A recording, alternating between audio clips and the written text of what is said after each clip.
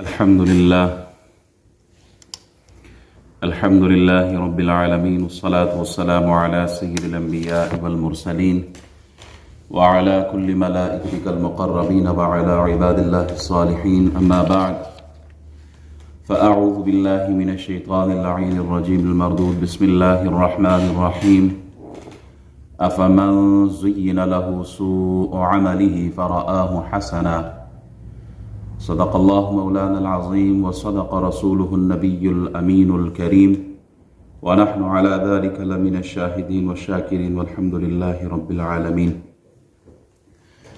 تمام تر خوبیاں حمد ثنا اس وحدہ لا شریک ذات کے لیے ہے جو ہم سب کا پالنہار ہے، رزق دینے والا، عزت کی مسند پر بٹھانے والا، اولاد کی نعمت دینے والا۔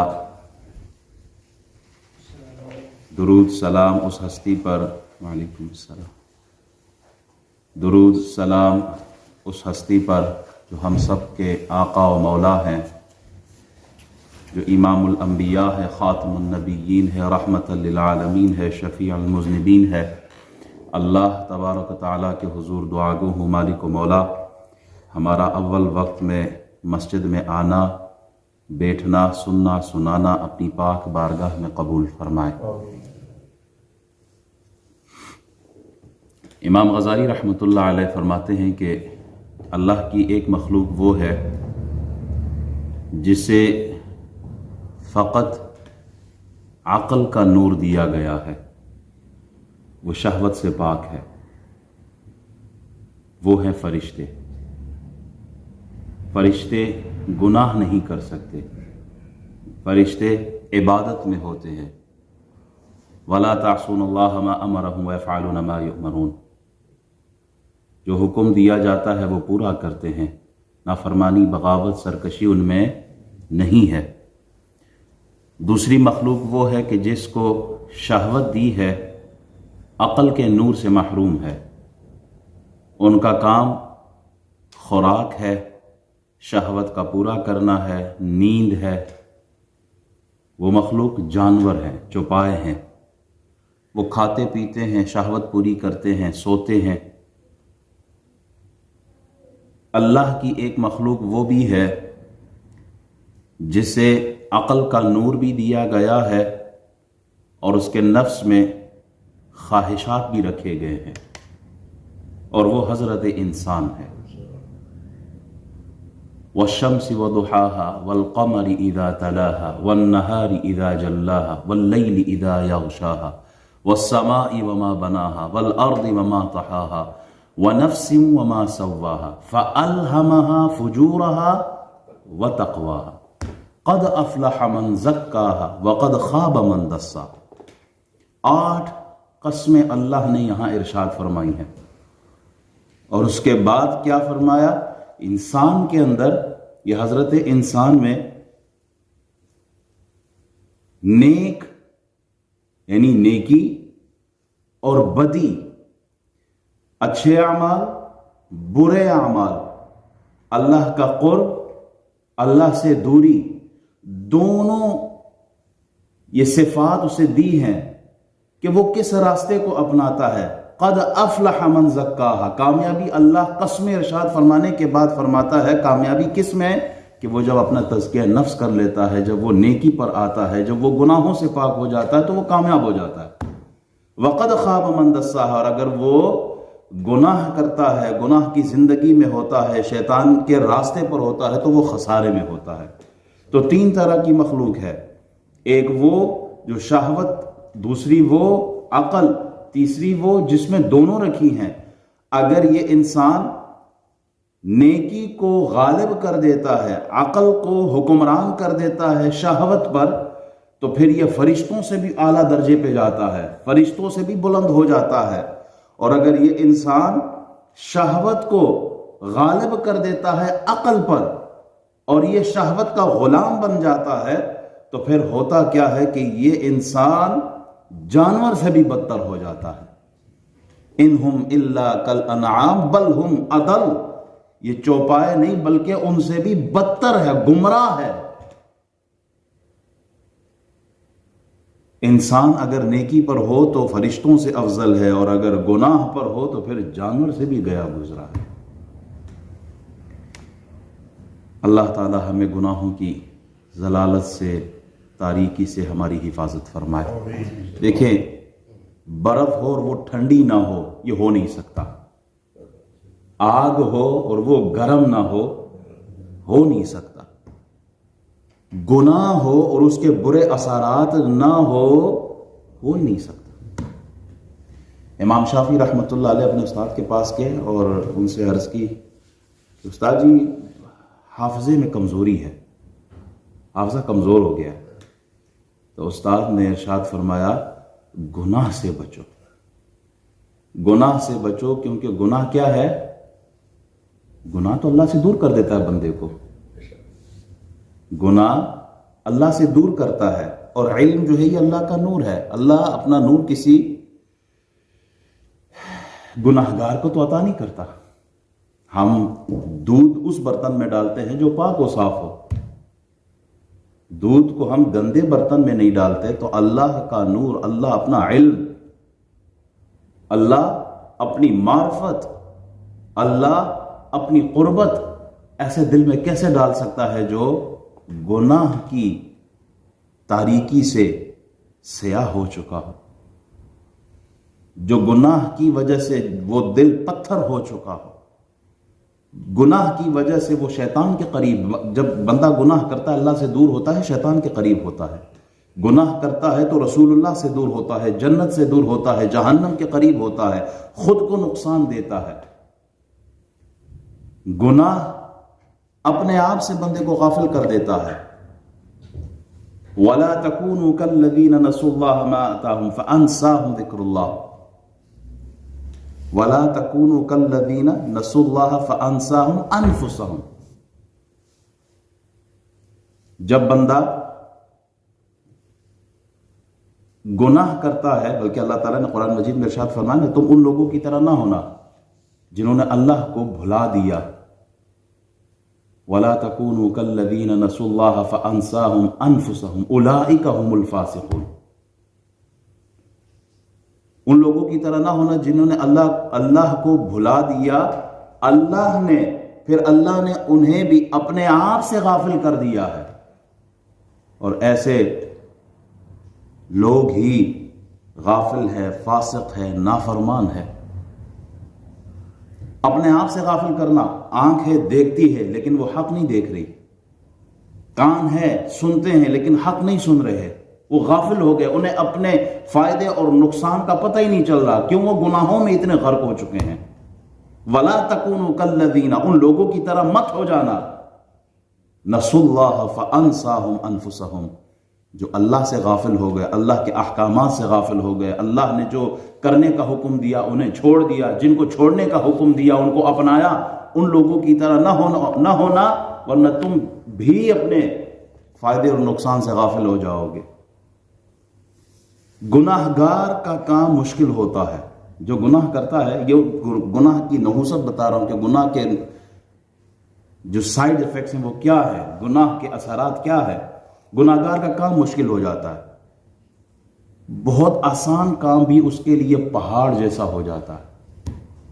مومن کی دیکھیں نشانی کیا ہے، مومن جب گناہ، چھوٹا سا گناہ بھی ہو نا تو وہ اسے پہاڑ کی طرح سمجھتا ہے، جیسے پہاڑ اس کے سر پہ گرنے والا ہو۔ اور منافق کے لیے گناہ کیا ہے، جیسے مکھی بیٹھی ہو اس کے جسم پر وہ اسے اڑا دے، بس اتنا صحیح۔ مومن آدمی گناہ کو بہت بڑا نقصان سمجھتا ہے، اور منافق بہت بڑے گناہ کو بھی بس مکھی کی طرح سمجھتا ہے کہ اڑا دیا بس ہو گیا۔ مایا یہی وجہ ہے، مومن آدمی جو گناہوں سے بچتا ہے اس کا مشکل سے مشکل کام بھی اللہ آسان فرما دیتا ہے۔ سورہ طلاق کی آیت وَمَن يَتَّقِ اللَّهَ يَجْعَلْ لَهُ مِنْ أَمْرِهِ يُسْرًا، جو اللہ سے ڈرتا ہے، گناہ سے بچتا ہے، گناہوں سے دور بھاگتا ہے، شیطان سے بچتا ہے، اس کے جال سے بچتا ہے، اس کے لیے کیا ہوتا ہے؟ اللہ فرماتا ہے میں اس کا ہر کام آسان کر دیتا ہوں۔ آج اکثر لوگ گلہ کرتے ہیں، شکوہ کرتے ہیں، قاری صاحب، امام صاحب ہر کام جس کام میں ہاتھ ڈالتے ہیں وہ آگ ہی ہوتا ہے، سونے کو بھی ہاتھ ڈالے تو مٹی بن جاتا ہے، سمجھ نہیں آتی ہمارے ساتھ ہو کیا رہا ہے۔ تو بھائی کچھ نہ کچھ ایسا عمل ہے جس کی وجہ سے تیرا ہر کام مشکل ہو رہا ہے، ورنہ اللہ تو قرآن میں کہہ رہا ہے وَمَن يَتَّقِ اللَّهَ يَجْعَلْ لَهُ مِنْ أَمْرِهِ يُسْرًا، جو نیکی اختیار کرتا ہے، اللہ سے ڈرتا ہے، گناہ سے بچتا ہے، اللہ فرماتا ہے میں اس کا کام آسان کر دیتا ہوں۔ گناہ کی نحوست، ایک گناہ کی نحوست یہ ہے کہ آدمی کی نیکیاں برباد ہو جاتی ہیں۔ حضرت ثوبان رضی اللہ تعالیٰ عنہ فرماتے ہیں کہ میں نے رسول اکرم صلی اللہ علیہ وسلم کو ارشاد فرماتے ہوئے سنا، آپ علیہ الصلوۃ والسلام ارشاد فرماتے ہیں کہ میں یقیناً اپنی امت کے ایسے لوگوں کو جانتا ہوں جو قیامت کے روز ایسی نیکیاں لے کر آئیں گے جو تہامہ پہاڑوں کی طرح ان کی مانند روشن ہوں گے، پہاڑوں کی طرح۔ میں اپنی امت کے لوگوں کو جانتا ہوں جو تہامہ پہاڑوں کی طرح وہ نیکیاں لے کے آئیں گے، لیکن اللہ تعالیٰ ان کو چھوٹے چھوٹے ذرات بنا کر ان کو اڑا دے گا، چھوٹے چھوٹے ذرات کی مانند ہوا میں اڑا دے گا۔ حضرت ثوبان صحابی رسول ہے، وہ عرض کرتے ہیں یا رسول اللہ آپ ذرا اس کو کھل کے ارشاد فرمائیں، ہمیں ذرا ایکسپلین کریں تاکہ ہم لا علمی میں ایسے اعمال نہ کر بیٹھے، ایسے لوگوں میں ہم شامل نہ ہو جائے۔ یا رسول اللہ ذرا کھل کے بتائیں یہ کون لوگ ہیں؟ تو آپ علیہ الصلوۃ والسلام ارشاد فرماتے ہیں خبردار وہ تمہارے بھائی اور تمہاری ہی قوم سے ہیں، وہ رات کو اسی طرح قیام کریں گے جیسا کہ تم کرتے ہو، یعنی وہ لچے لفنگے آوارہ بے نمازی اس ٹائپ کے لوگ نہیں، وہ جیسے تم راتوں کو اٹھ کے قیام کرتے ہو ایسے وہ بھی راتوں کو اٹھ کے قیام کریں گے۔ یعنی یہاں نیک لوگوں کا ذکر ہے، لیکن ان کے اندر خامی کیا ہوگی، وہ برائی کیا ہوگی جس کی وجہ سے پہاڑوں جیسی عظیم عظیم نیکیاں وہ ذرات کی صورت میں اڑا دی جائیں گی۔ کہا وہ ایسے ہی لوگ ہوں گے تمہاری طرح راتوں کو قیام کریں گے، لیکن ان کا عمل کیا ہوگا، رات کو جب خلوت ہوگی، کوئی نہیں ہوگا، اکیلے ہوں گے، تو ہوگا کیا، وہ کام جو اللہ نے منع کیے ہیں وہ ان کاموں سے نہیں روکیں گے اور وہ حرام کام کر جائیں گے۔ جن کاموں کو اللہ نے منع کیا وہ اکیلے تھے، خلوت میں تھے، وہ کر بیٹھے، روز محشر ان لوگوں کی پہاڑوں جیسی نیکیاں بھی ذرات میں تبدیل ہو جائیں گی۔ حضرت عطا بن ابی رباح رحمۃ اللہ علیہ، وہ بہت عظیم عالم دین گزرے، امام بخاری نے اپنی روایت میں ان کا نام بھی لکھا ہے۔ وہ فرماتے ہیں اے بندہ مومن، چھوٹا بچہ جب پاس ہوتا ہے نا تو تم گناہ کرنے سے کتراتے ہو کہ بچہ بھی موجود ہے، اس کے سامنے میں یہ حرکت نہیں کروں گا۔ بچے کی موجودگی میں تو وہ حرکت نہیں کرتا، تیرے پاس قریب تیرے قربت میں بچہ ہے تو شرماتا ہے، وہ گناہ نہیں کرتا، تو اللہ سے کیوں نہیں شرماتا؟ اللہ بھی تو تجھے دیکھ رہا ہے۔ گناہ کے وجوہات میں سے ایک وجہ یہ ہے کہ آدمی یہ سمجھتا ہے کہ اسے کوئی دیکھ نہیں رہا۔ گناہ کرنے کا ایک ریزن کیا ہے کہ وہ یہ سمجھتا کہ اسے کوئی دیکھنے والا نہیں ہے، حالانکہ اللہ قرآن میں ارشاد فرماتا ان ربک لبالمرصاد، اللہ جو ہے وہ تیرے طاق میں ہے۔ ایک روایت میں ایک ترجمہ اس طرح بھی مفسرین نے کیا ہے کہ گھات لگائے ہوئے۔ اب یہ مرصاد کیا چیز ہے؟ اللہ فرماتے ہیں ان ربک لبالمرصاد، تیرا رب جو ہے وہ تاک رہا ہے، دیکھ رہا ہے۔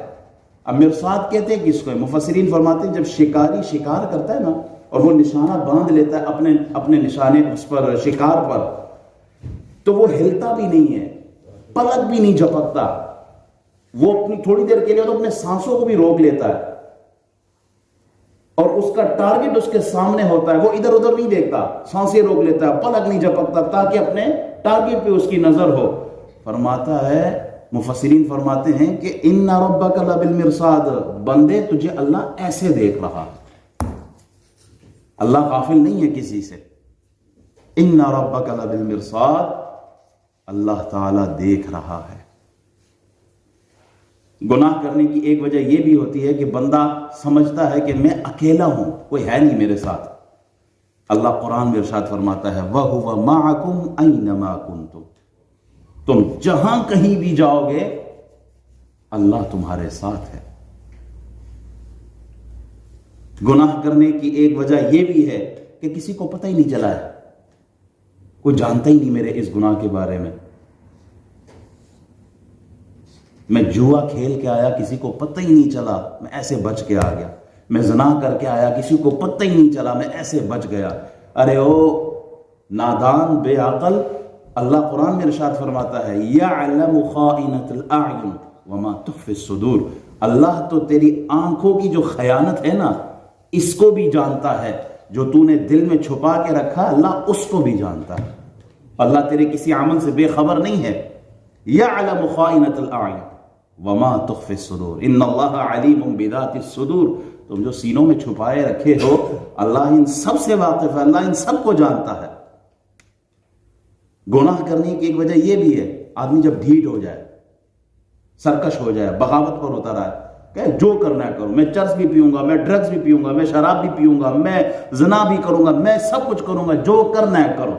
ایسے بھی باقی دیکھے ہیں، اپنے بزرگوں کو اپنے بڑوں کو یہی کہتے ہیں جو کرنا ہے کر لو، کیا کر سو، میں کرنا، میں اے بھی کرنا، میں او بھی کرنا، تو تساں کیا کر سو، اے بھی ہم سنتے ہیں۔ تو ایسے ظالم کے لیے اللہ نے قرآن میں ارشاد فرمایا ان بطش ربک لشدید، اللہ کی پکڑ بڑی سخت ہے۔ اس نے تو فرعون کو بھی غوطے دیے ہیں، اس نے تو نمرود کو بھی نہیں چھوڑا، اس نے شداد کو بھی نہیں چھوڑا ہے، اس نے ابو جہل کو بھی نہیں چھوڑا ہے۔ وہ پکڑنے پہ آئے تو بڑے سے بڑے سرکش کو پکڑ سکتا ہے، قوم عاد، قوم سمود، صالح علیہ السلام کی قوم کو، شعیب علیہ السلام کی قوم کو، موسیٰ علیہ السلام کی قوم کو۔ جا کے دیکھیں قرآن، اللہ نے جو بھی جس نے بھی ظلم کیا فَكُلًّا أَخَذْنَا بِذَنبِهِ، اللہ نے ان سب کو پکڑا ہوا ہے۔ اللہ کی پکڑ سے ہمیں ڈرنا چاہیے۔ ظَهَرَ الْفَسَادُ فِي الْبَرِّ وَالْبَحْرِ بِمَا كَسَبَتْ أَيْدِي النَّاسِ لِيُذِيقَهُمْ بَعْضَ الَّذِي عَمِلُوا لَعَلَّهُمْ يَرْجِعُونَ، یہ جو بحر میں، بر میں، خشکی میں، تر میں جو فساد ہو رہے ہیں، کوئی تو وجہ ہے نا، قرآن اس کا جواب۔ خشکی میں، سمندر میں جو تباہی ہو رہی ہے، جو ظلم ہو رہا ہے، تمہارے اپنے ہاتھوں کی کمائی ہے۔ آج ہمارا حال یہ ہے کہ نہ مال محفوظ ہے، نہ جائیداد محفوظ ہے، نہ جان محفوظ ہے، نہ عزت اور آبرو محفوظ ہے، نہ غریب محفوظ ہے، نہ امیر محفوظ ہے۔ اغوا، کڈنیپنگ ہمارے ہاں ہو رہی ہے، قتل و غارت گری، دہشت گردی، دھماکے کل بھی ہوئے ہیں، سارا خون مسلمانوں کا ہر جگہ بہہ رہا ہے۔ کوئی تو وجہ ہے، کچھ تو ہے جس کی وجہ سے یہ ظلم ہو رہا ہے، ورنہ وہ وقت بھی تھا کہ بھیڑ اور بھیڑیا، بکری ایک ہی جگہ پہ پانی پیتے تھے۔ کوئی تو وجہ ہے کہ آج انسان کا دشمن بن بیٹھا، کوئی تو وجہ ہے کہ عزت محفوظ نہیں ہے۔ آج یہ ہو کیا گیا کہ نہ عدالت میں انصاف ہے، جج بھی بکتے ہیں، وکیل بھی بکتے ہیں، گواہ بھی مل سکتے ہیں، نظام سارا رشوت پہ چل رہا ہے۔ کوئی تو وجہ ہے اس کے پیچھے، اللہ نے قرآن میں ارشاد فرما دیا جو ظلم تم دیکھ رہے ہو اس کی وجہ یہ ہے ظہر الفساد فی البر والبحر بما کسبت ایدی الناس لیذیقہم، یہ جو تمہیں مل رہا ہے نا، جو عذاب تم چکھ رہے ہو، یہ اسی لیے ہے کہ تمہارے ہاتھوں کی کمائی ہے۔ بعض عملوا لعلهم يرجعون ظهر الفساد في البر والبحر بما كسبت ايدي الناس ليذيقهم بعض الذي عملوا لعلهم يرجعون، تاکہ تم واپس پلٹ کے آ جاؤ اس رب کی طرف۔ اللہ کی طرف پلٹنا اسی میں ہی خیر ہے۔ رسول اکرم صلی اللہ علیہ وسلم نے ارشاد فرمایا نا، 5 قسم کے گناہ 5 قسم کے عذاب لاتی ہے۔ آپ علیہ السلام ارشاد فرماتے ہیں جب قوم میں بے حیائی عام ہو جائے نا تو پھر طرح طرح کی بیماریاں آتی ہیں۔ آج بے حیائی کتنی عام ہے، فحاشی کتنی عام ہے، ظلم کتنا عام ہے۔ اسی لیے کبھی ہیپاٹائٹس کی صورت میں، کبھی کینسر کی صورت میں، کبھی ٹی بی کی صورت میں، کبھی ایڈز کی صورت میں، کبھی کرونا کی صورت میں بیماریاں سامنے آ رہی ہیں۔ ایک زمانہ تھا کہ پرانے لوگ جب گھر کی دیواریں بناتے تھے نا تو دیواروں کو اونچا رکھتے تھے کہ باہر سے جو فتنے ہیں وہ ہمارے گھر کی طرف نہ آئے، کسی کی میری نظر نہ پڑے گھر پہ۔ اب ہر گھر کے اندر موبائل جیسی فساد، فتنہ، چھوٹے سے بچے کے ہاتھ میں بھی ہے، گھر کی عورت کے ہاتھ میں بھی ہے۔ جس فساد سے بچنے کے لیے ہمارے بزرگ دیواریں اونچی کرتے تھے، آج وہی فساد باہر سے بلکہ اس سے بھی ڈبل وہ گھر کے اندر موجود ہے۔ چھوٹے بچوں کے ہاتھوں میں آج ہم نے اپنے موبائل فون پکڑا دیے، انٹرنیٹ ان کے پاس ہے، گوگل پہ جا کے کیا کچھ نہیں ہو سکتا۔ جب فحاشی عام ہو جاتی ہے تو پھر بیماریاں عام ہو جاتی ہیں۔ آپ علیہ السلام ارشاد فرماتے ہیں جب ناپ تول میں کمی ہو نا تو پھر قحط آتی ہے، پھر مہنگائی ہوتی ہے، پھر ظالم حکمران سروں پہ بیٹھتے ہیں۔ جب زکوٰۃ دینا بند کر دیا جائے تو اللہ فرماتے ہیں، نبی اکرم صلی اللہ علیہ وسلم ارشاد فرماتے ہیں تو پھر بارشیں بھی بند ہو جاتی ہیں۔ بارش بند ہو جاتی ہے جب زکوٰۃ دینا بند کر دیا جائے۔ آپ علیہ السلام ارشاد فرماتے ہیں جب وعدہ خلافی ہو تو اجنبی دشمن مسلط کر دیا جاتا ہے۔ جب قرآن کے احکامات کو نافذ نہ کیا جائے تو پھر آپس میں لڑائیاں شروع ہو جاتی ہیں۔ یہ 5 عذاب آپ ذرا غور سے دیکھیں، ان 5 عذابات کو، کیا یہ آج ہمارے اندر نہیں ہے؟ بنی اسرائیل والے تو مچھلیاں پکڑتے تھے، کیا ان سے بڑے بڑے گناہ آج یہ امت نہیں کر رہی؟ کیا مچھلی پکڑنا زیادہ بڑا گناہ یا کسی کو قتل کرنا بڑا گناہ ہے؟ کسی کا حق مارنا بڑا گناہ ہے؟ ماں باپ کی نافرمانی بڑا گناہ ہے یا مچھلی پکڑنا بڑا گناہ ہے؟ اتنے بڑے بڑے گناہ آج یہ امت جو کلمہ گو لا الہ الا اللہ محمد الرسول اللہ کا اقرار کرنے والے ہیں، ان سے بڑے بڑے گناہ یہ امت آج کر رہی ہے۔ یہ تو حضور کا صدقہ ہے کہ جو ہم بچے ہوئے ہیں، ورنہ تو وہ تو خنزیر اور بندر بنا دیے گئے تھے، ہمارا حال کیا ہوتا؟ یہ تو سرکار کا صدقہ ہے جو ہم بچے ہیں، ان کی رحمت للعالمین ہی ہے جو ہم بچے ہوئے ہیں، ان کی کملی کا صدقہ ہے کہ آج ہم ان کی رحمت کے چادر کے نیچے ان کے سائے میں ہم کھڑے ہیں، ورنہ ہماری حالت ان سے بھی بدتر تھی۔ احباب، گناہ سے کیسے بچا جائے؟ وقت کم ہے۔ گناہ سے بچنا، دیکھیں سب سے پہلے جو عمل سکھایا ہے صوفیاء نے، فرماتے ہیں کہ اللہ سے دعا مانگو۔ رسول اللہ نے دعائیں سکھائی ہیں، حضور اکرم صلی اللہ علیہ وسلم نے دعائیں بتائی، اللہم ارحمنی بترک المعاصی ابدا ما ابقیتنی۔ دعا مانگا کرے۔ رابعہ بصری تہجد کے وقت اٹھتی ہیں، 2 دعائیں مانگتی ہیں، اللہ بادشاہوں نے تو اس وقت رات کے وقت اپنے دربار بند کر دیے، سب کے دروازے بند ہیں، مالک تو وہ بادشاہ ہے جو رات کے وقت بھی تیرا دربار کھولا ہے، اللہ تجھ سے میں مغفرت مانگتی ہوں۔ ایک یہ دعا مانگتی تھی، اور دوسری دعا، اے اللہ جیسے تو نے آسمان کو زمین پر گرنے سے روکا ہے، مالک تجھ سے دعا کرتی ہوں شیطان کو مجھ پر مسلط ہونے سے روک دے۔ تو دعا کرے اللہ ہمیں شیطان کی شرارت سے محفوظ فرمائے۔ سب سے پہلے اللہ کے حضور دعا مانگا کرے۔ یہ وہ دشمن ہے جو ہمیں نظر نہیں آ رہا، یہ وہاں سے حملہ کرتا ہے جہاں سے ہمارا گمان بھی نہیں ہوتا۔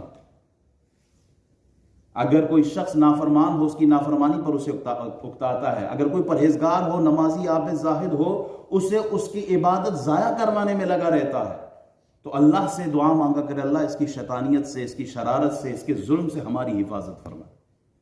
دوسرا، نقصان کا یقین کرے۔ جب آدمی کو یقین ہوتا ہے نا کہ اس میں نقصان ہے، وہ اس کی طرف نہیں جاتا۔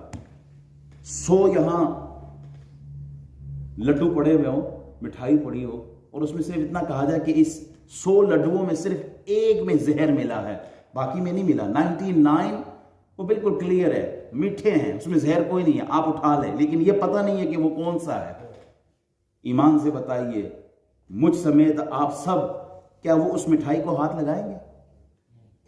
1% رسک ہے، ایک مٹھائی میں زہر ہے، باقی میں نہیں ہے۔ بندہ کہے نہ مجھے یقین ہے اگر میں نے وہ کھا لی تو وہ زہر ہے، اور زہر کا نتیجہ موت ہے، مجھے یقین ہے کہ میری موت ہوگی۔ رسک کتنا؟ 1%۔ وہ 1% رسک بھی نہیں لیتا آدمی کہ یہ جسم پر موت طاری ہوگی۔ بجلی کا تار ہو، کہے ہاتھ لگائے، نہ بابا، کرنٹ کسی بھی وقت آ سکتا ہے، ایک لمحے میں پتہ نہیں چلتا آدمی کہاں سے کہاں پہنچ جائے۔ سانپ، خوبصورت جانور، نرم، ملائم، رنگین، آپ ہاتھ نہیں لگاتے ڈر کے مارے، کیوں؟ ڈنگ مار سکتا ہے۔ خوبصورتی کیوں بھی نہیں دیکھتے آپ؟ کیوں؟ آپ کو یقین ہے کہ نقصان ہے، مصیبت ہے اس میں۔ دیکھیں سب سے بڑی مصیبت کیا ہے؟ بعض لوگ کہتے ہیں غریبی بڑی مصیبت ہے، قرضدار ہو تو کہتا ہے قرضہ بہت مصیبت ہے، بیمار ہو تو کہتا ہے بیماری بڑی مصیبت ہے۔ قرآن کیا کہتا ہے؟ افمن زین لہ سوء عملہ فرآہ حسنا، بڑی مصیبت یہ ہے آدمی مصیبت کو مصیبت ہی نہ سمجھے، گناہ کو گناہ ہی نہ سمجھے، بلکہ اس گناہ کو وہ اس پر فخر کرے۔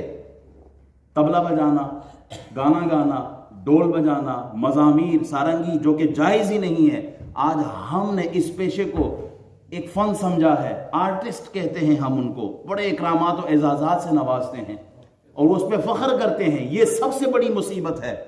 قرآن کہتا ہے جب تم گناہ کو گناہ ہی نہ سمجھو، یہ سب سے بڑی مصیبت ہے۔ آج چور کہتا ہے میرے ہاتھوں میں اللہ نے بڑی صفائی رکھی ہے، بڑے آرام سے میں بندے کے جیب سے چرا لیتا ہوں، بندے کو پتہ ہی نہیں چلتا۔ کیسے؟ ھذا من فضل ربی، یہ تو اللہ نے مجھ پر بڑا کرم کیا ہے۔ او بھائی یہ سب سے بڑی مصیبت ہے۔ افمن زین لہ سوء عملہ فرآہ حسنا وزین لہم الشیطان اعمالہم فصدہم عن السبیل۔ شیطان ان کے یہ گناہ ان کو بڑے خوبصورت طریقے سے سنوار کے دکھاتا ہے، وہ سمجھتا ہے کہ میں بہت اچھا کام کر رہا ہوں۔ سب سے بڑی مصیبت یہی ہے۔ آج ایسے ظالم بھی ہیں جو فخر سے کہتے ہیں میں نے اتنے قتل کیے، میں نے اتنی کرپشن کی، میں نے اتنی مار داڑ کی، اس پہ فخر کرے۔ سب سے بڑی مصیبت یہ ہے۔ تو ضروری یہ ہے کہ گناہ کرنے سے پہلے اس کا نقصان سمجھا جائے کہ اس کا نقصان کیا ہوگا، اس کی مصیبت کیا ہے، اس کی پکڑ کیا ہے۔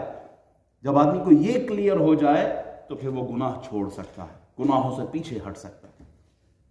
ایک آدمی آیا، نوجوان بزرگ سے کہتا ہے بابا جی میں گناہ کرتا ہوں، مجھے سمجھ نہیں آ رہی ہے کیسے جان چھڑاؤں۔ مارکیٹ میں ہوتا ہوں، سارا دن بازار میں بد نظری ہوتی ہے، گناہ ہوتے ہیں۔ تو بابا جی نے کہا ٹھیک ہے پہلے میرا یہ کام کرو، پھر میں تجھے سکھاؤں گا، بتاؤں گا کہ کیسے بچنا ہے۔ کہا کیا کرنا ہے؟ کہا یہ پیالہ ہے دودھ کا، یہ مارکیٹ کے اس سرے سے لے کے وہ آخری دوسرے سرے میں وہ میرا دوست بیٹھا ہے، اس کو جا کے یہ پکڑا دینا۔ کہتا ہے ٹھیک ہے، تو کوئی کام ہی نہیں ہے، لیکن ایک شرط ہے جوان، یہ یاد رکھنا، ایک قطرہ دودھ بھی اس سے گرا نا تو یہ آدمی تیرے ساتھ جائے گا، تجھے 2 تھپڑ مارے گا سب کے سامنے۔ اب وہ ذرا سیریس ہو گیا کہ یہ معاملہ تو کوئی خطرناک ہے۔ اب وہ مارکیٹ سے چلنا شروع کرتا ہے، پیالہ ہاتھ میں ہے، خیر آفیت کے ساتھ منزل پہ پہنچ جاتا ہے۔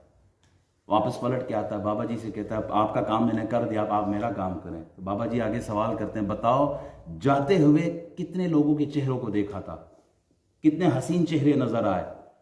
تو جواب دیتا ہے بابا جی میں پیالے سے نظر ہٹاؤں تو کوئی چہرہ نظر آئے؟ میری نظر تھی پیالے پر کہ کہیں ادھر ادھر نظر گئی، دودھ کا ایک قطرہ بھی گرا تو 2 تھپڑ لگنے، سب کے سامنے رسوائی ہونی ہے، تو میری توجہ کہیں گئی ہی نہیں ہے، میں تو پیالے کو دیکھتے ہوئے جا رہا تھا۔